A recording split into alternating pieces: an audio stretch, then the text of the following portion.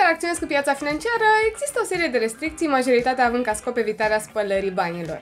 Piața cripto nu face excepție și cea mai mare parte dintre platformele de tranzacționare centralizate cer așa numita procedură KYC. Așa că în acest video te invit să discutăm despre această procedură, ce presupune și de ce este necesară și cum o poți parcurge foarte simplu pe platforma Ro Exchange.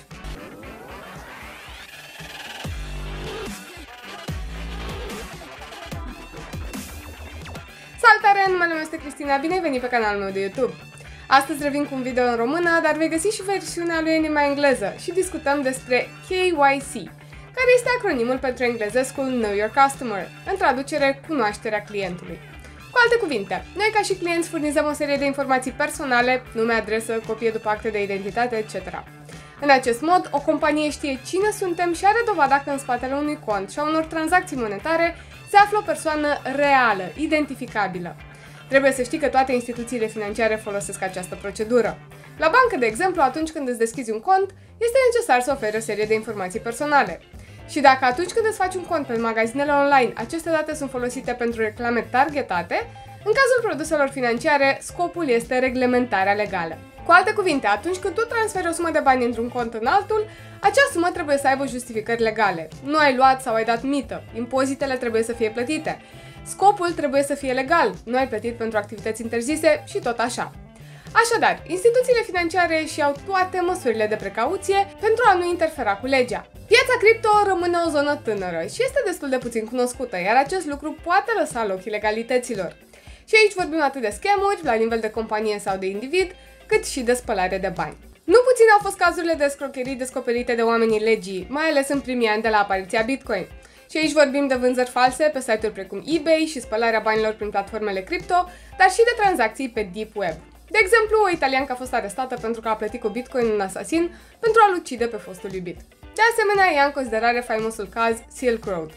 Așadar, verificarea identității persoanelor care tranzacționează a devenit o nevoie și o cerință legislativă. Deși în zona aceasta mai sunt multe de pus la punct, partea de KYC rămâne un pas important. Trebuie să știi că în zona cripto avem două tipuri de platforme, centralizate și descentralizate.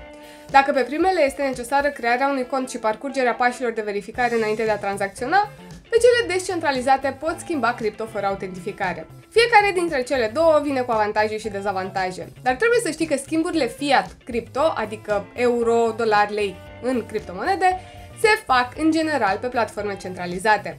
La nivel global există această cerință ca banii tradiționali, fiat, să treacă printr-un sistem de verificare înainte de a ajunge pe o platformă cripto. Astfel, pe toate platformele mari de tranzacționare care îți permit cumpărarea și vânzarea de criptomonede în schimbul euro, vei avea de parcurs pași pentru verificarea identității. O modalitate foarte simplă este cea pe care au adăugat-o în ultima vreme cei de pe platforma românească Ro Exchange, despre care am mai vorbit și în alte clipuri de pe canal. De curând au adăugat o metodă mai simplă pentru verificarea identității. Tot ce ai nevoie sunt 2 minute și un telefon conectat la internet. Va trebui să parcurgi 4 pași simpli, iar ei îți vor verifica identitatea într-o bază de date la nivel european. Evident, toate datele rămân stocate în siguranță și nu vor ajunge la alte persoane sau companii. Haideți să vedem în detaliu cum se face această verificare. Pasul 0 se referă la profilul tău Ro Exchange. După ce ți-ai creat cont pe platformă, la autentificare ți se deschide pagina de tranzacții. De aici va trebui să mergi pe profilul tău și vei continua cu opțiunea Verificare cont. Aici poți observa că și scrie că această procedură este necesară pentru respectarea reglementărilor KYC, cunoașterea clientului, și AML, combaterea spălării de bani. În zona asta există două mențiuni. În primul rând, fără această verificare, nu poți accesa pagina de fonduri din contul tău Ro Exchange. Așadar, fără acest pas, orice depuneri necesare pentru inițierea tranzacțiilor nu sunt posibile. În al doilea rând, odată verificat, un cont nu are limite de tranzacționare, așa cum există pe alte platforme. Vei face o verificare simplă și rapidă, apoi ai acces la toate opțiunile disponibile pe platformă. Procedura de verificare a identității pe Ro Exchange se face automat printr-un serviciu terț specializat. Datorită acestui fapt, procedura este simplă și rapidă și se realizează prin accesarea unui API. Așadar, vei fi redirecționat pe un alt site, unde va trebui să confirmi procedura pe care o inițiezi, confirmarea identității. Dacă folosești un desktop sau un laptop, există un pas intermediar prin care vei fi redirecționat către utilizarea telefonului pentru scanarea și încărcarea documentelor. Poți scana un cod QR care te va duce către un site sau îți poți introduce numărul de telefon și vei primi linkul pe SMS. În ambele cazuri ajungem la primul pas de pe telefon, care constă în alegerea tipului de document pe care îl vei folosi. În general, eu aleg să fac verificarea utilizând cartea de identitate. Dacă apeși pe butonul de Upload, vei avea opțiunea să folosești camera pentru a face o poză pe loc documentului sau poți încărca o poză din telefon. Eu aleg mereu să fac poza pe loc. Odată încărcată, va arăta cam așa. Dacă la pasul anterior alegi Other Document, pagina va arăta astfel. Va trebui să faci o poză documentului și ți se specifică formatul și dimensiunea maximă a fișierelor care pot fi încărcate.